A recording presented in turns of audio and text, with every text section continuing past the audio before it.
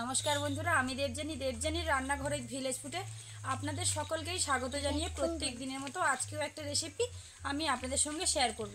আপনাদেরকে সহজভাবে রান্না শেখানোই কিন্তু আমার একটাই উদ্দেশ্য।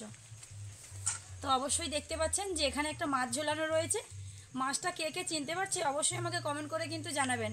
মাছটা কী নামে পরিচিত সেটাও জানাবেন। এটা কিন্তু আমাদের এদিকে রূপো পাটিয়া নামে পরিচিত, ঠিক রূপোর মতনই দেখতে। দেখুন অনেকগুলো মাছের সঙ্গে ছিল বলে এগার জায়গায় ছালটা উঠে গেছে, নাহলে দেখতে পুরোটাই রূপোর মতন। আর মাছটা কত বড় দেখুন, একটা মাছ কিন্তু 500 গ্রাম হয়ে গেছে। তার মানে কতটা বড়। সাধারণত এই মাছ না এরকম বড় হয় না, একটু ছোট ছোটই হয়। তো আজকে দেখলাম খুব বড় একটা মাছ রয়েছে, তার জন্য একটা মাছই কিন্তু 500 হয়ে গেছে। দেখুন আজকে এই রূপোপাটিয়া মাছের এমন একটা রেসিপি বানাবো যেটা এই মাছের জন্য একদমই পারফেক্ট। অনেকে আবার এই মাছ খায় না, তাদেরকে যদি এরকমভাবে রান্না করে দেওয়া যায় না, তাহলে আরামসে খেয়ে নেবে আর খুবই খুশি হবে। এই দেখুন আজকে এই মাছটা খুব সহজ পদ্ধতিতে আপনাদেরকে রান্না করে শেয়ার করব। সহজ পদ্ধতিতে চেনা সব মশলা দিয়ে একটু অন্যরকমভাবে মাছটাকে রান্না করব। যারা কখনো খায় না তারাও একদম চেটে পুটে খেতে বাধ্য হবে। তো চলুন প্রথমে মাছটা কেটে নিই। এই মাছের দাঁতগুলো জানেন তো প্রচুর, দাঁতটা কিন্তু ধারালো প্রচুর, যদি হাতে লাগে না তাহলে প্রচুর প্রচুর রক্ত পড়বে। এই যে দাঁতগুলো দেখুন, বিষাক্ত দাঁত একদম। এই মাছ বা সাদা জলের মাছ, মানে পুকুরের জলের মাছ যে ওই রূপচাঁদ মাছের কাঁটাও কিন্তু এরকম, কলা পাতাতেও ধরবে না। মাছটা এতটাই বড়, এক হাতের বেশি হবে, একটু মাপি, এক হাত এক চক্কর পেরিয়ে যাবে।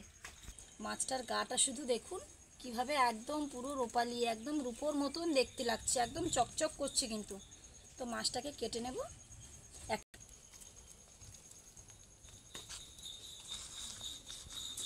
অনেক মাছগুলো একটু দেখতে অন্যরকম বলে না খেতেও চায় না। প্রথমে মাছটাকে মাঝখান দিয়ে কেটে দেবো, তারপরেই কাঁটাগুলো কাটতে সুবিধা হবে।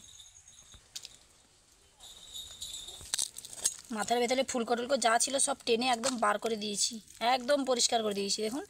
আর এই দাঁত এগুলো কিন্তু বের করতে হবে। আমি যে কীভাবে এটা কাটবো, আগেও অনেকবার আমি কিন্তু এটা রান্না করেছি, তবে এত বড়টা রান্না করিনি, তাই এত বড় দাঁতও আমি দেখতে পাইনি। একদম পুরো এখান থেকে কেটে বাদ দিয়ে দেবো। দেখুন এইবার মাথাটা সাইজে এলো। এই মাছ যারা খায় না তারা জানে না যে এই মাছের স্বাদ কতটা ভালো। বিশেষ করে নদীর মাছ কিন্তু স্বাস্থ্যের জন্য খুবই উপকারী। তবে যাদের মানে গ্যাসের প্রবলেম আছে তারা আবার স্বাস্থ্যের উপকারী ভেবে নদীর মাছ খেতে যাবেন না, না হলে নদীর মাছ কিন্তু খুবই ভালো।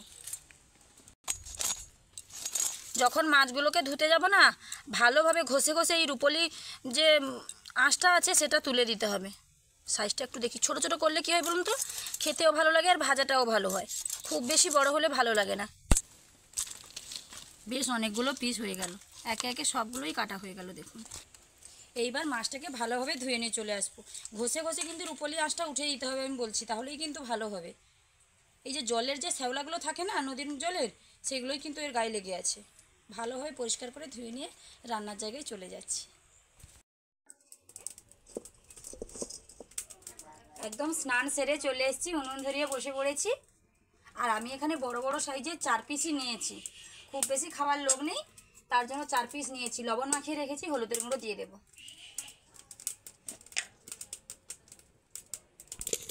ভালোভাবে হলুদ গুঁড়োটা মাখিয়ে দেবো। প্রত্যেকটাই বীজ ভর্তি, এই দেখুন এই যে বীজ, এই যে বীজ। কড়াইতে সাদা তেল দিয়ে দেবো মাছগুলো ভাজার জন্য। তেলটা ভালোভাবে গরম হয়ে গেছে, একে একে মাছগুলো দিয়ে দেবো।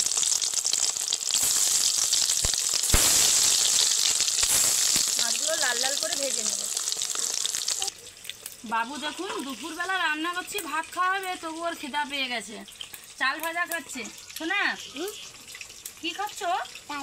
চাল ভাজা। বন্ধুদেরকে বলো চাল ভাজার সঙ্গে কি, চাল ভাজার সঙ্গে কি আছে বলে দাও। বাদাম, ছোলা মটর বাদাম একসঙ্গে সব মেশানো চাল ভাজা নিয়ে বসে পড়েছে। খাবে না, দেখুন রান্নাঘরে কত ফেলেছে। ও এটাই করবে। মাছগুলোর একদিক উল্টে সুন্দর লাল লাল ভাজা হয়েছে।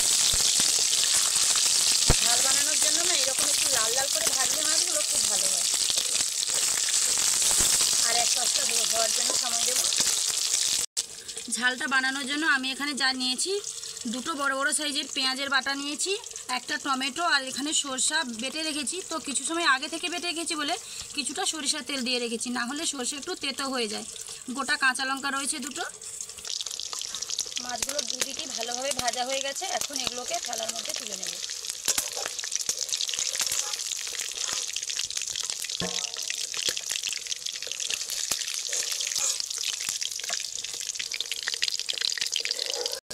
ভাজার পর মাছগুলোকে দেখতে কতটা সুন্দর লাগছে দেখুন, দেখলেই কিন্তু খেতে ইচ্ছে করবে।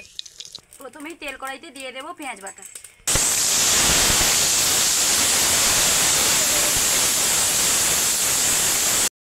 ভাজা হয়ে গেছে, এবারে দিয়ে দেবো টমেটো বাটা। পেঁয়াজ আর টমেটোটাকে আবারও এক মিনিট কিছু সময়ের জন্য লাল লাল করে ভেজে নেব। টমেটো দুটোই খুব সুন্দর লাল লাল করে ভাজা হয়ে গেছে। এবার আমি দিয়ে দেবো গুঁড়ো মশলাগুলো। প্রথমেই দিয়ে দেবো হলুদের গুঁড়ো, ঝালের জন্য দেব লাল লঙ্কার গুঁড়ো, দারুণ একটা কালার আসার জন্য দেব কাশ্মীরি লঙ্কার গুঁড়ো, আলাদা একটা স্বাদের জন্য দিয়ে দেব ধনে গুঁড়ো। যেহেতু মাছে লবণ আছে তাই আমি একটু অল্প করেই লবণ দিলাম। 1 মিনিটের জন্য এই মশলাগুলোকে আমি নেড়ে নেব। খুব বেশি নাড়তে যাবেন না, তাহলে কিন্তু কড়াইতে লেগে যাবে। এবার দিয়ে দেব অল্প একটু জল।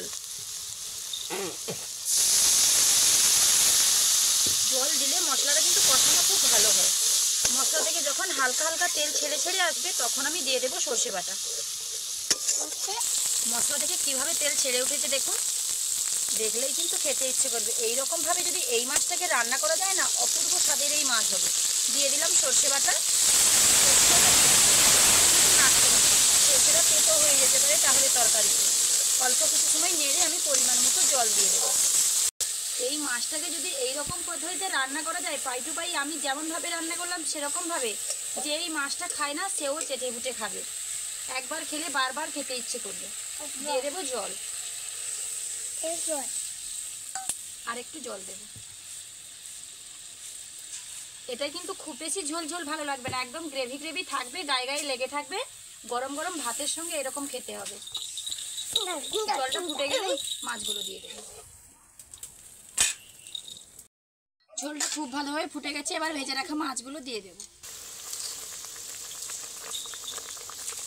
3 থেকে 4 মিনিট এটা হওয়ার জন্য সময় দেব। মিনিট ফোটার পর ঝালটাকে দেখতে কতটা সুন্দর হয়েছে দেখুন, অসম্ভব মজার হয়েছে।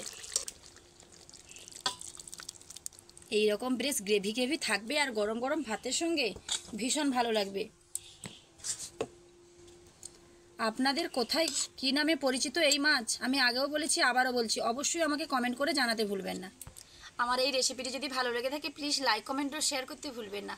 আর ওই রকম নিত্য নতুন রান্নার ভিডিও পাওয়ার জন্য অবশ্যই আমার চ্যানেলটিকে সাবস্ক্রাইব করে আমার পাশে থাকবেন, যাতে প্রত্যেক দিন নতুন নতুন রান্না করার জন্য আমি উৎসাহ পাই। তাহলে দেখা হচ্ছে আবারও পরের কোনো ভিডিওতে। ততক্ষণ সুস্থ থাকুন, ভালো থাকুন, নমস্কার।